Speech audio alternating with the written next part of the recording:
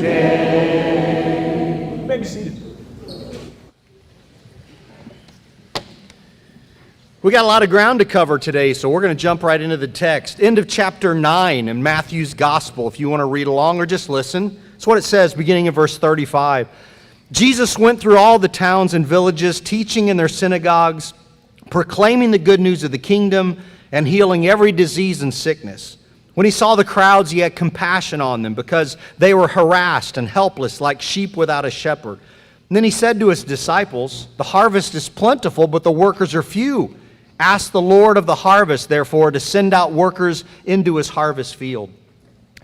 Compassion, the gut-wrenching kind of compassion Jesus felt for them. Helpless, harassed. How could that be? Was it the diseases themselves that he saw in them that they were wrestling with? Was it the demons, the powers of evil that Satan was using to attack them?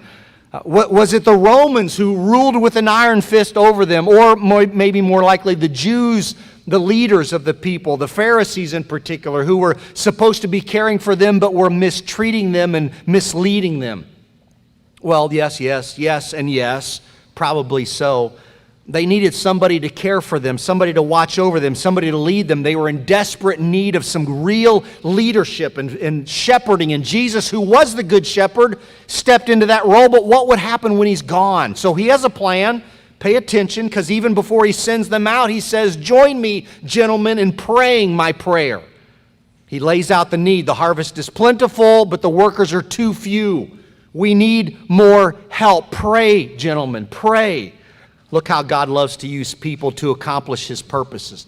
He needs volunteers to sign up, to say, "I'm willing, I'll go," so pray. Pray for God to work. Pray for them to be willing. Keep reading, chapter 10. Jesus called his 12 disciples to him and gave them authority to drive out impure spirits and to heal every disease and sickness. And these are the names of the 12 apostles. First, Simon, who's called Peter, and his brother Andrew. James, son of Zebedee, and his brother John. Philip and Bartholomew, Thomas and Matthew the tax collector. James, son of Alphaeus and Thaddeus. Simon the Zealot, and Judas Iscariot, who betrayed him. Peter's name always listed first in the list. Judas is always last, the one who would betray him. You may have noticed Matthew pairs them up, and Mark will say he sent them out in twos. And here are the 12, up to this point, disciples, which are students, which are learners, now becoming apostles, sent out to do an amazing thing, to do the things that Jesus could do himself. Already a group, but now sent out. Apostles, that's what it means. I wonder if anybody at the time said, I just don't know if a fisherman should be disciples of Jesus. I wonder if anybody thought, well, a tax collector, he really shouldn't be a disciple of Jesus. I wonder if anybody thought, maybe a zealot should really not be a disciple of Jesus. And maybe even today we look back and we know the rest of the story and we say what Matthew already knew when he was writing it, but a betrayer of Jesus? Surely he, above all, should not be a disciple of Jesus. But Jesus picked them, chose them, sent them out to change the world for him. Do you ever wonder how much tension there might have been among the apostles? Were some of them saying, we got fishermen in our group? Or were some of them saying, we got a tax collector in our group? What was the tax collector and the zealot having issues together? Zealot, we don't know. Simon the zealot, yours may translate it Canaanite. Was he just zealous for the Lord and that's a good thing? Or was he part of the sect, the group, the official group of the Jews called zealots, who were known for their hatred of the Romans, who could, if they found the opportunity, knife a guy undercover, a little guerrilla warfare? Some point out that political party hadn't really taken shape until after this time, so maybe it's just a nickname. But how in the world did Jesus bring all these 12 together to do something incredible when they were so different? And here today I look around in a church, in any given church, and I say there are differences among us still today. And I figured Jesus knows what he's doing. We may look similar, and you start asking questions of each other, and you say, well, you're different. You're not like me. How can we get along in this? Jesus brings us together in unity of the Spirit and the bond of peace, the fellowship of His, by the blood of His own body. The goal to bring all people to Christ. Now, well, he gives them instructions. I'm going to keep going. These 12 that Jesus sent out with the following instructions. Here it is. Do not go, first, verse 5, among the Gentiles or enter any town of the Samaritans. Go rather to the lost sheep of Israel. And as you go, proclaim the message. The kingdom of heaven has come near. Heal the sick, raise the dead, cleanse those who have leprosy, drive out the demons. Freely you have received, freely give. Go to the Israelites first. That's interesting. Not the Gentiles yet, that time is coming, but start with the chosen people of God, the Israelites. What an honor, to start with them. And it will work its way out as God plans it, especially through Paul, to get to the Gentiles, but start with them. And look what they could do. Heal, cleanse, cast out demons, and raise the dead. Don't you wish you could do that? Just say the word and the dead will come to life. Every disease will be gone. Every demon will flee. But notice what they were to do as they went. Preach. Tell them the good news. Tell them the kingdom is here. And there's more. Verse 9, keep going. Do not get any gold or silver or copper or take with you in your belt no bag for the journey or extra shirt or sandal or staff. For the worker is worth his keep. The worker is worth his keep. Whatever town or village you enter, search there for some worthy person. Stay at their house until you leave. As you enter the home, give it your greeting, your blessing. If the home is deserving, let your peace rest on it. If not, let it return to you. If anyone would not welcome you or listen to your words, leave that home or town and shake the dust off your feet. Truly, I tell you, it'll be more bearable for Sodom and Gomorrah on the day of judgment than for that town. Trust God with this. I got you, guys. Don't worry. Go on out. Don't take any extras. You don't need it. I'll take care of you by working through others. When they welcome you in, I will care for you. He'll tell them later, if you know Luke chapter 22, to take some provisions. That's later in ministry, near the end. This is the beginning of the story. So he sends them out with very little except what they have in them and on them. The blessings that they carry everywhere.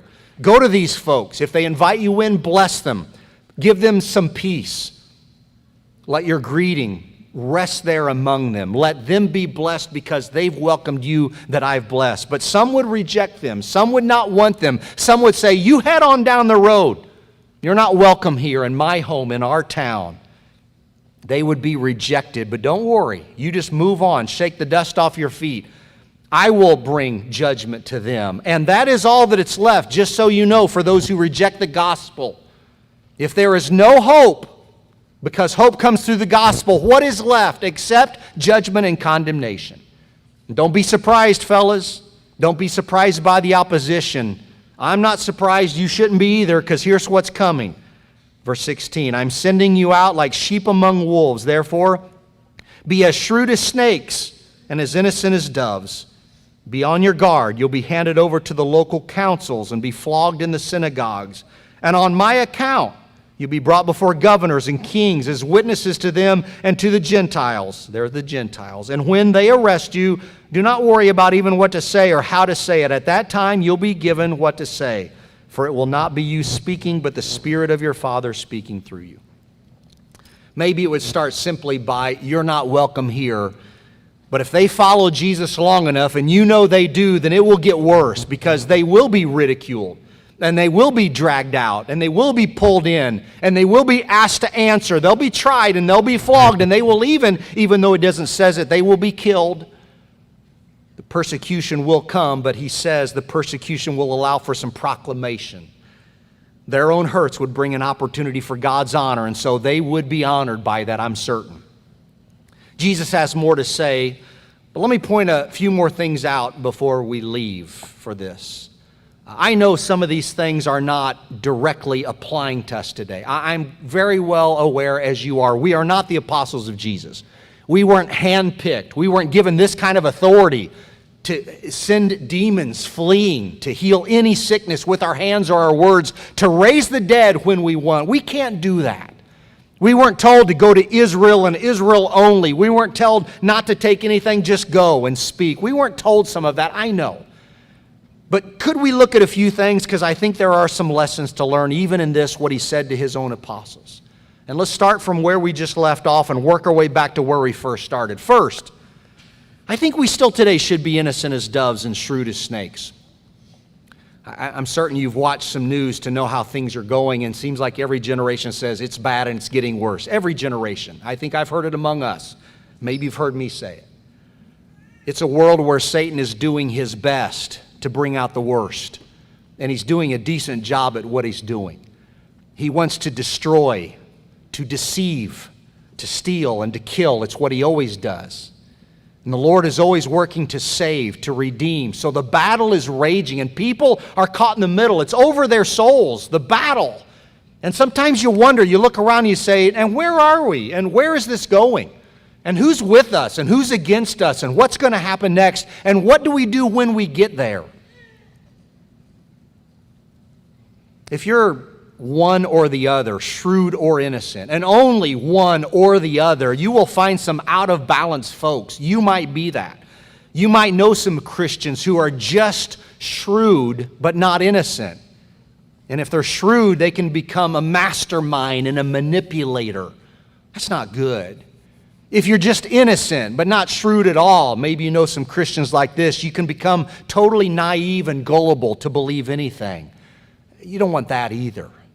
Don't be that. Hold the two together. Be both together. As Wiersbe says it, be tough-minded but tender-hearted. Tough-minded but tender-hearted. Try to discern where to place trust, because not all are trustworthy these days. I think you know that. We are still, in some ways, sheep among the wolves, as wolves still today want to devour the innocent among us. Christians are still out there in the world where it is darkness, trying to find our way, sharing the light of Jesus, and yet there is evil working against us. Hard times are here. Hard times will come. People will be cruel, and people will hate Christians, as they always have since Jesus said it. As things continue to change, do you sometimes wonder if persecution like we've seen it will come here? Have you noticed how Christians are treated in Africa and China and Russia and North Korea, just to name a few? And will that happen here? I don't know. I don't believe this is prophecy for the future, but I think we should be prepared. And the trouble or the persecution, when it comes, often comes by organized religion or by government, those who rule, or even by family, as Jesus will say in the next section, which we'll cover next time. But just know this, even when the going is easy or the going is tough, it does not matter. God will provide opportunities for His people to be an example to those who are watching, even to those who are doing the persecuting. On occasions, God may allow things to happen that are horrible, but God will not leave you helpless. The Holy Spirit is guiding us even today, still today, in where you go, in what you do, in what you say. Don't worry. Allow the Lord to work His way through your life, even in the hardest times, especially in the hardest times. Maybe we won't be dragged away or hauled before a high court and said, give an answer. No matter how it comes, who the audience is, whenever we are given the opportunity to speak, use it well. In good times or bad, God can speak through every one of us, so let Him do it. Open your mouth and say it. And even if we're treated unfairly or harshly, Jesus says, on account of me, consider it as they would in time, an honor to suffer for the Lord, and an opportunity to bring honor to God. Second, let's not worry about how much stuff we have. Do we have enough? Do we have enough? Do we have enough? We have enough. From beginning to end, the Scriptures press the same theme. Does not matter really what you have. God will provide. Trust Him. Trust Him. Put your faith in Him. Where will we go? What will we do? What will we eat? What will we wear? What will happen to us? Those questions in some ways do not matter. There's one question that matters. Answer it well. Is God faithful? And if He is faithful, then don't worry about the rest. He will provide the rest. Is He faithful? And when we go, let's always take a blessing with us. If you are in Christ, if the Spirit dwells with you, then you have a blessing. You have been given peace. You have been redeemed by love and saved by grace. So wherever you go, be the blessing to people. Let every opportunity be one where you can share with them. They just rub shoulders with you and they find themselves blessed. Christians should always be a blessing to everybody they come in contact with. But don't be surprised if they don't want the good news or your message. They don't want a blessing. They don't want any peace. If you're not welcomed, if you're not wanted, as we've said before, move on. Walk on and look for the next group you can bless. If anybody will receive it, then let them receive what you are and what you have. You're an instrument of grace. You're a bearer of good news. You're an ambassador for Christ.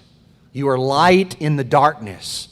You are a giver of the greatest news the world has ever heard, and they need you. Christians, they need you. If our understanding in all of this is something that Jesus said, then I think we'll be blessed. Motivated, maybe even. Because why would we do what we do? Freely we have received it, and freely we give it. I am looking at a whole bunch of richly blessed people. If you have received freely, then give freely. It's our sacred honor to share it. And third, back to where we started in our reading this morning. Let's be praying that God would send out workers and servants and ministers and missionaries and reapers and ambassadors and givers of good news. Because the fields are ripe and the Lord knows it, and we should too. So pray for it. We need to be praying for that. We need to start praying for that if we're not, and keep praying if we are. Maybe we haven't done a good job at this. Maybe in our prayers we haven't said this enough. This is not critical of all of you. I will share some of the guilt, some of the honor. Maybe we haven't been praying this enough. Jesus says, come on, I want you to pray my prayer for the world. I want you to pray my prayer so God will use the people who say, I will go. And just notice, because as soon as he says, you men pray for this, then he sends them out. Be sure of this. When you pray that God would answer your prayers, you might be the answer to your own prayers. A little challenge for all of us, even the preacher today. When was the last time we prayed for more preachers to be trained and ready and able to preach with boldness? On the day when I'm not up here anymore, who will take my place? Who among us will be the preacher? When was the last time we prayed for more shepherds, not just in our church, in the churches, to lead more people? More teachers in Sunday school classrooms to teach children about Jesus. More servants to get on their hands and knees in the communities. More churches to be planted in more places so more people can come to know the Lord. When was the last time we prayed for missionaries to go out across the globe, maybe across town, or across the street, but go. It's time to pray, church, and pray maybe better than we have been. It's time to pray and also to be ready to be the answer to our own prayers. When Isaiah hears the voice, the Lord saying to himself, whom shall we send? Isaiah puts his hand up and says, here am I, send me. Maybe it's time for all of us, no matter who else is looking, no matter who else will go, to put a hand up and say, what do you want me to do? I will do it. Bethany Global gives some of the story of Mary Slessor. I don't know if you know her story. She was not among Churches of Christ, but I love her story. Let me tell you just a little bit about it. She was born in 1848 in Scotland to some poor parents. Her father was not good to her. He was an alcoholic. Her mother was good to her and her siblings, 7 of them, and she would take them to church on a Sunday, and the preacher there would speak about the missionaries who would go out into all the world, take the gospel to everyone else, and she learned their stories. And she was inspired by David Livingstone, for example, who went to Africa and shared his story, and people loved his story. She also loved her older brother, who was inspired himself to be a missionary, and he decided at a young age, I will be a missionary. Sadly, he died of pneumonia, so he wasn't able to, but Mary decided on her own, I will fulfill my brother's call to be the missionary he could not be. So at age 26, she follows in the death of David Livingstone's call, as the word goes out in some places to say, who will now take his place? Who will go to Africa? So Mary begins making plans to go to Africa, Nigeria in particular, whether she can or not, sets her sights on Calabar, but it's a brutal place where even some of the young men have gone and not returned. So she, as a young, single woman, some fear, might end up dead. Some thought it unwise to go, but she's courageous and she says, I'm going anyway. She gets there and she starts standing up against some of the practices among the people that make her sick. Human sacrifices, cannibalism. They would sometimes bury the live servants along with the dead master, or the live wife along with her dead husband, believing they were needed on the other side. And there was one practice that bothered her tremendously too. They believed that when twins were born, they must be at least one possessed by demons. If they did not know, then they would determine to kill the twins. And they would. Mary started standing up and speaking out for women and for slaves and for children, especially the twins, She eventually ended up adopting a few of the kids to give them a new life in her own home. One of her prayers during some of the hardest times, standing against evil, standing for the Lord, trying to make a difference in that little world, this was her prayer: Lord, the task is impossible for me, but not for thee. Lead the way, and I will follow. Why should I fear? I am on a royal mission. I am in the service of the King of Kings. It wasn't recommended, but she wanted to travel further into the interior of the country to find people who needed help and needed the gospel and had never heard the name Jesus. And when she traveled into some of those places, she found poverty and violence and drugs and slavery, which were devastating to all the tribes. Great darkness hovered over the tribes. Even in those days when she feared at times, and she wrote, I often had a lump in my throat and my courage repeatedly threatened to take wings and fly away. Still, she continued on, trusting the Lord with her life and the message of good news. She contracted malaria while she was there, traveled back home to get well, would not stay though, went back to her people. She fought malaria again and again, and it eventually killed her. 1950, and at age 66, she died in a mud hut in a village around her people.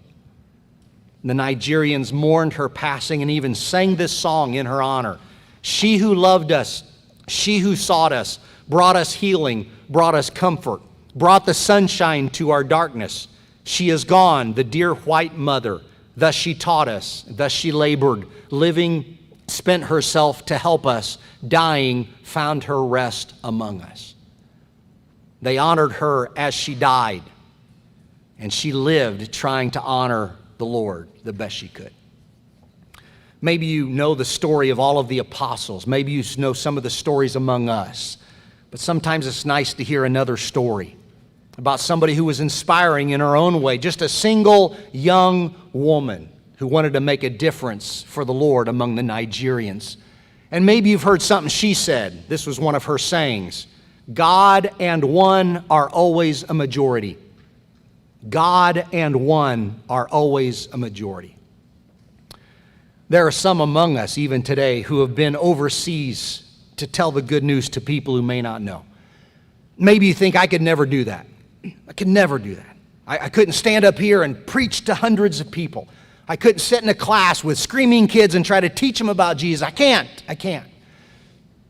Maybe you have legitimate plans of your own. Maybe you have legitimate fears of your own. Maybe you have legitimate excuses of your own. Maybe you won't travel anywhere else to foreign or exotic places and preach to hundreds or thousands or millions. But could I leave you with this? The words of Jesus to those 12 that day when he sent them out. Let this go ringing in your ears as you go. As you go, he said. As you go, proclaim the message. So even if you won't ever do what is big and radical and scary, but how about this? Wherever you go tomorrow, as you go, wherever God will lead you for the rest of this week and this month and this year and this lifetime, would you proclaim the good news of Jesus? That he has come to heal and cleanse and forgive and save. And by all means, if you need to come to Jesus today for yourself to be healed and cleansed and forgiven and saved, then come to him. There is only one way to be saved, and it is by the blood of Jesus Christ. Stand and sing. What can wash